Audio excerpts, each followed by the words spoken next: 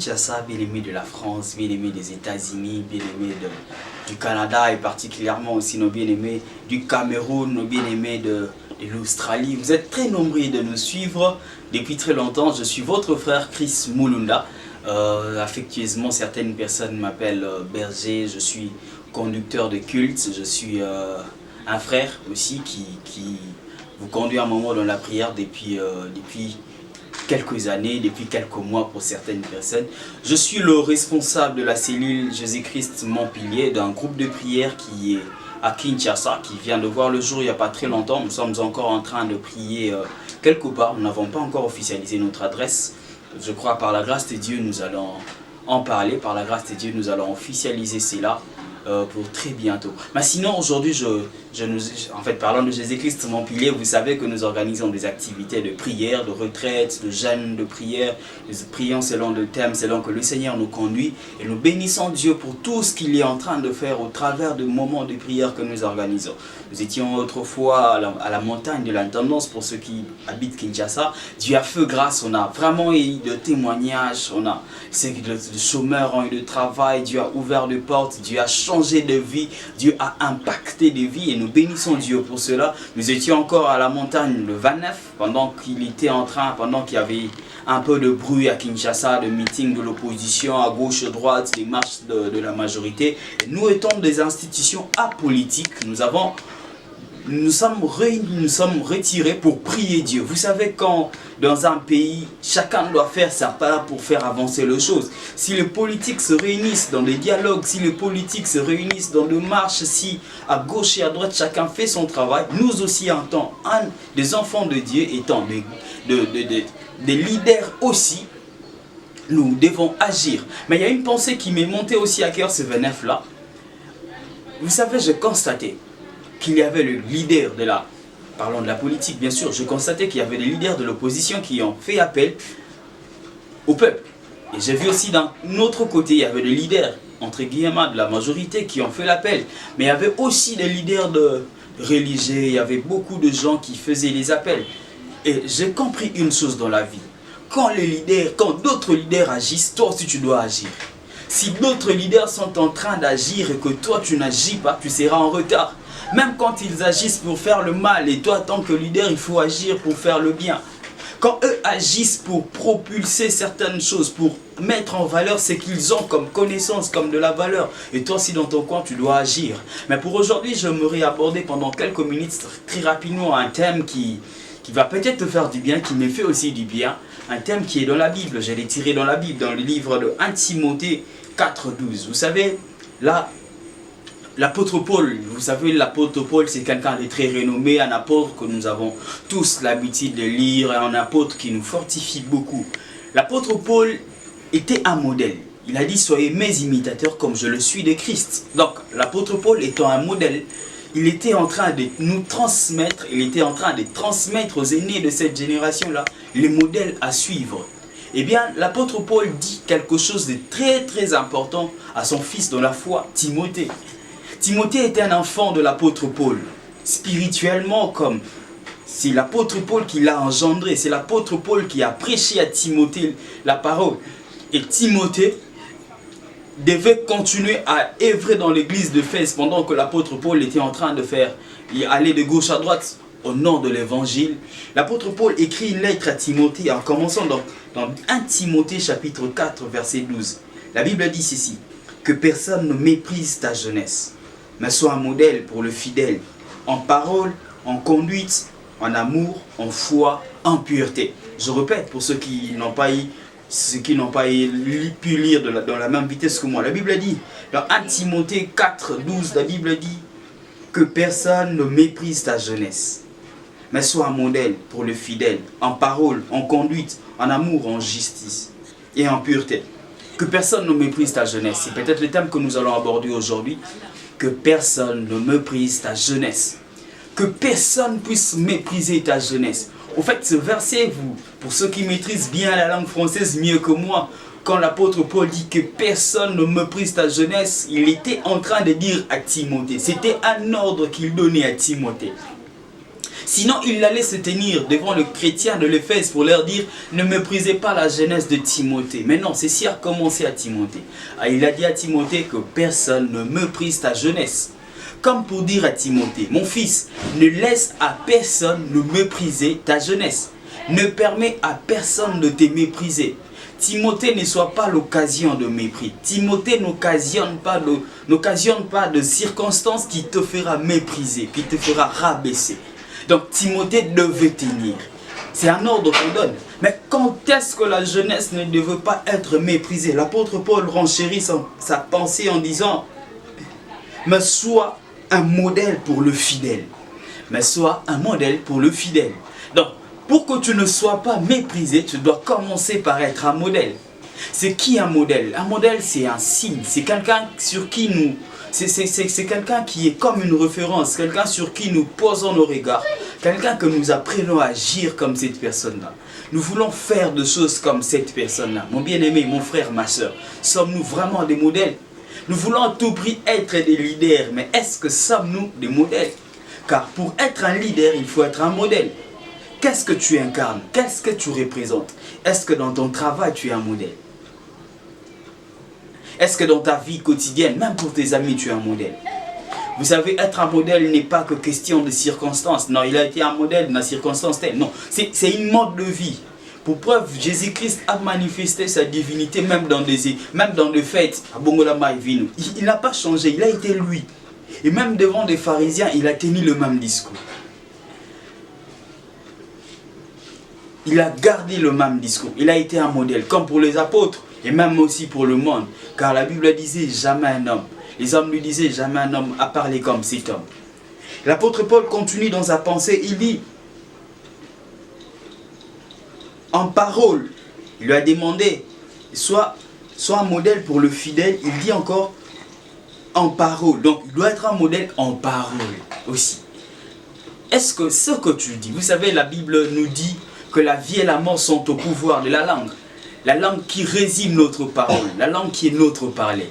Et si nous devons être des modèles, nous devons être des modèles aussi en parole. Parce que la parole est la porteuse de la vie et de la mort. Quand tu ne tiens pas le bon discours, sache-le que tu détruis ton propre chemin. Quand tu ne tiens pas le bon discours, le discours qu'il te faut, sache-le que tu es en train de t'auto-détruire. C'est ça même qu'il fallait dire. Quand tu ne tiens pas, quand tu n'es pas un modèle en parole. Vous savez, nous avons appris dans des maisons où les enfants ingérient, ce sont des parents qui commencent par ingérer en premier lieu.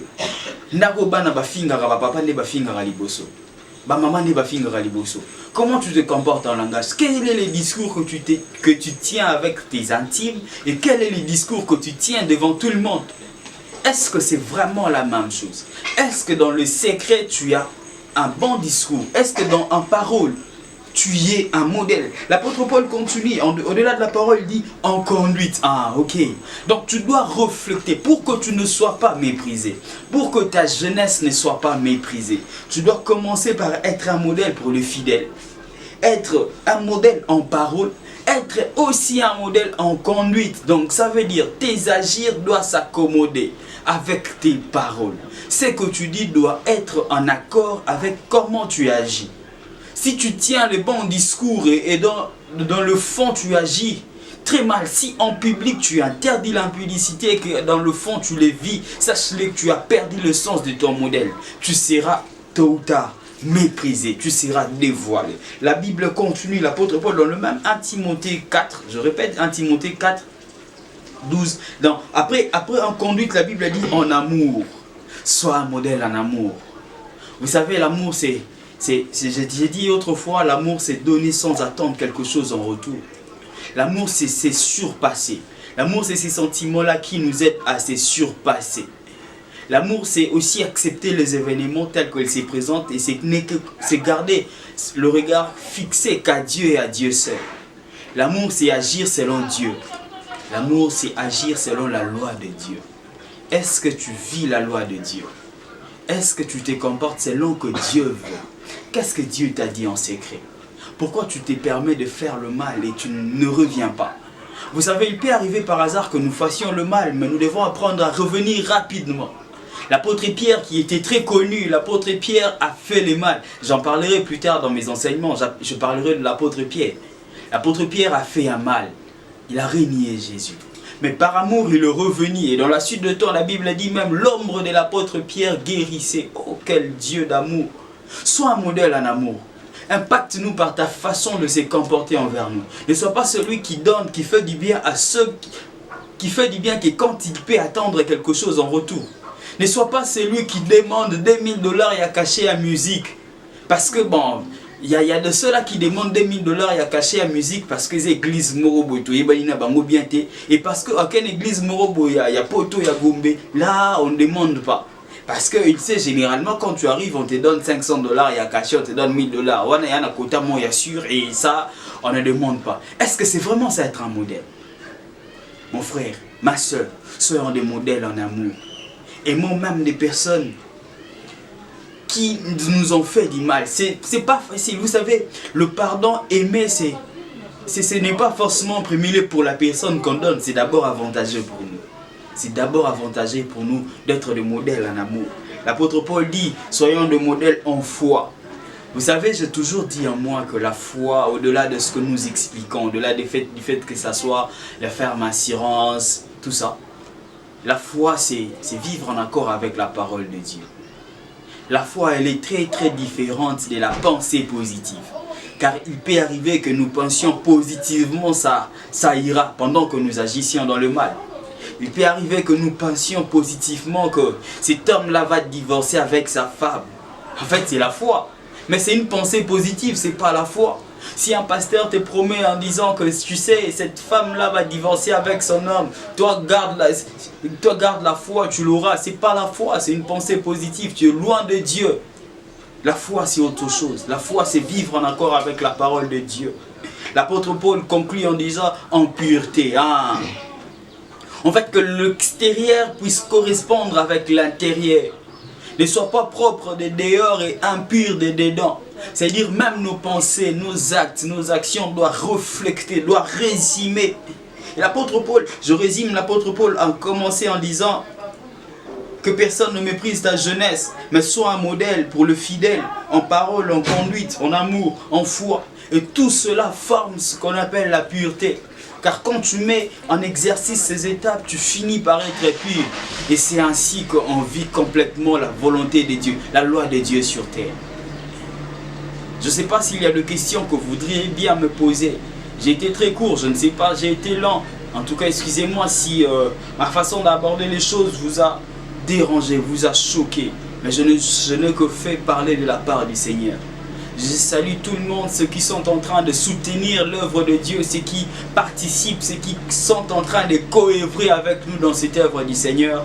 Que Dieu vous bénisse, que Dieu vous donne abondamment au-delà de ce que vous avez fait pour nous, que Dieu vous donne abondamment, que Dieu vous bénisse. Merci à ceux qui nous suivent dans des zones où l'évangile du Christ n'est pas prêché, ou dans des zones où quand on prêche l'évangile, on est agressé. Que Dieu vous bénisse, que Dieu qui est le témoin de votre foi, que Dieu qui a fait naître la foi en vous, qu'il puisse vous accorder le courage de continuer cette œuvre, afin qu'au travers de vous, qu'on parle de l'évangile du Christ dans ces contrées-là. Eh bien, il y a des frères qui veulent à ce que nous puissions organiser des activités de prière dans d'autres coins du pays ou en dehors de ces pays. Notamment en Angola, on est voulu, aujourd'hui matin je parlais avec quelqu'un du Cameroun qui nous voulait aussi, j'ai parlé avec quelqu'un il n'y a pas très longtemps en Ouganda qui disait aussi est-ce que vous ne pouvez pas venir ici en Ouganda organiser des activités de prière.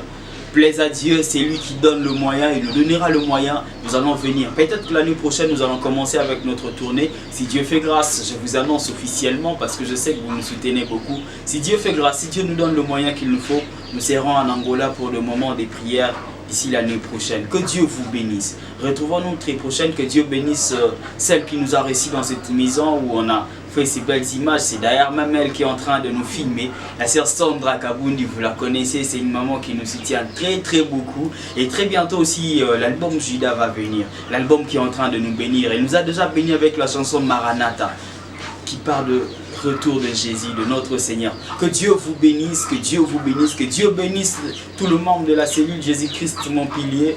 Bientôt là, si Dieu fait grâce, nous allons vous donner nos adresses. Si Dieu nous bénit avec un endroit, bien sûr, nous allons vous donner nos adresses officielles. Que Dieu bénisse le membre de ma famille, que Dieu bénisse le chrétien du Congo. Que Dieu bénisse le pasteur Yannick Jérémy Pemba. Que Dieu bénisse mon encadreur, le pasteur Timothée Kaambwe, mon conseiller, mon coach, mon tout en fait, mon papa dans la foi. Que Dieu vous bénisse au nom de l'évangile. Nous allons prier pendant 1 minute. Père, je recommande ces âmes entre tes saintes mains. Pour ceux qui n'ont jamais eu l'opportunité de donner leur vie en Christ et qui sont tombés sur cette vidéo, fais naître la foi en eux. Dans le nom puissant de Jésus. Et pour ceux qui ont des problèmes, parfois ils sont tombés sur cette vidéo pour chercher des solutions, que Dieu leur bénisse, que Dieu tu leur donne les solutions qu'il faut. Mais garde-nous aussi à vivre continuellement dans ta parole et ne pas aller au-delà des bornes placées par les anciens. Nous t'avons ainsi prié, Père, nous disons Amen. Merci.